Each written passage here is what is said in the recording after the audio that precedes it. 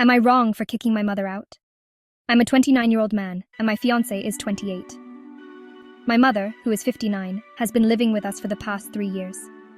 I moved her from Australia to the US, covering all her moving and immigration expenses, after she expressed a desire to be closer to me and my daughter, who is 3 years old, after my dad passed away in a freak accident in Australia. This decision was driven by her insistence that she would be happier and less lonely if she lived near us.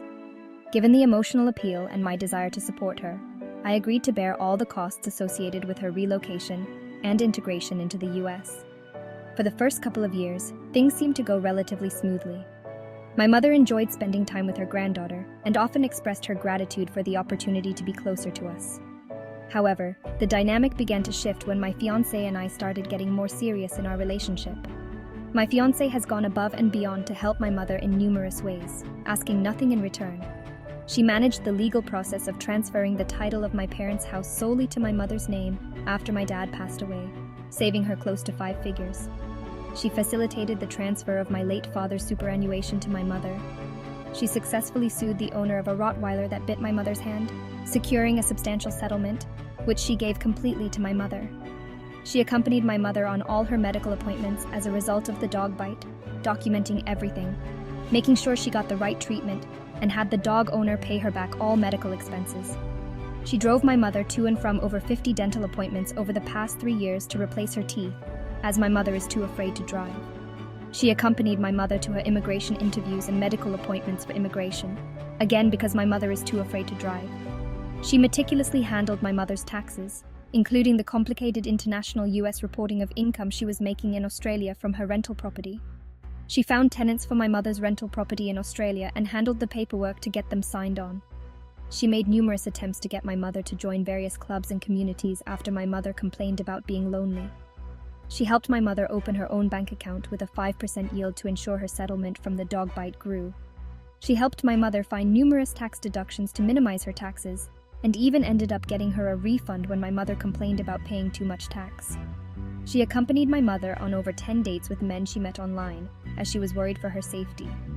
In addition to all this, my fiancé has taken my 3-year-old daughter under her wing, treating her as her own and caring for her most of the time since I work over 70 hours a week. She has provided a stable and loving environment for my daughter, ensuring she has everything she needs while I am at work. Despite all this support, tensions began to rise when my mother started making derogatory comments about my fiancé. When my mother found out that my fiancé and I got engaged last November, her response was deeply hurtful.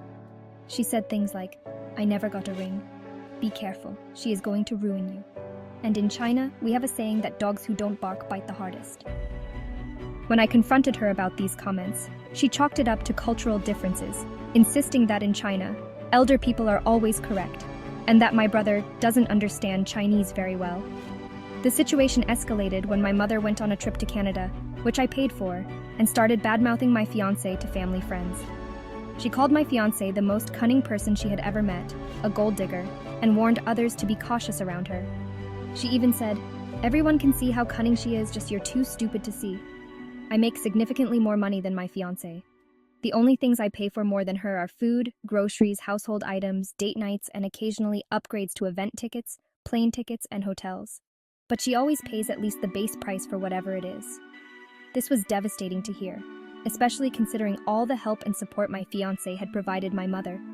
I confronted my mother about her behavior, but she dismissed it as cultural differences and refused to acknowledge the hurt she caused. Instead, she insisted that as an elder, she was always right. After returning from Canada, my mother began questioning why I don't own a farm, as her family friends in Canada have a farm, and she thought I should have one too. This added another layer of pressure and frustration for me. I gave her a week to apologize, hoping she would realize the gravity of her actions and the hurt they caused. However, she made no effort to apologize until I physically removed her from the house, which made her apology seem insincere. Last week, when my fiancé sent her a message stating she could no longer help someone who spoke ill of her, my mother freaked out, left the house, threatened to kill herself, started asking for proof of what she said and who told us she said it, and called the police. She even complained to the police that we have too much fun, referring to the 2 times in July we went out after putting my daughter to bed, and that she never went out at all while raising my 2 boys. Despite my attempts to hire babysitters, My mother refuses to let them in because she believes they would drug the baby. When she returned to my house around 10 hours later, she claimed that she found out, "It's not so easy to kill yourself, and I want an easy way." Throughout this time, I have been the sole financial supporter of the household. I have not asked my mother to contribute financially, or to do anything beyond watching my daughter for a couple hours a day after school, and occasionally taking care of her while we travel out of state for a couple days. This minimal request was meant to ensure she felt involved and useful without overwhelming her. However, my mother doesn't seem to want to watch her granddaughter. Instead, she prefers to spend all day on her phone on an app that pays virtual flowers for watching advertisements. Given the severity of the situation, my brother has temporarily rented her a room in a hotel a couple of miles away while we figure out what to do next. We are at a loss on how to proceed, as her actions have created a significant rift in our family. Am I wrong for kicking my mother out?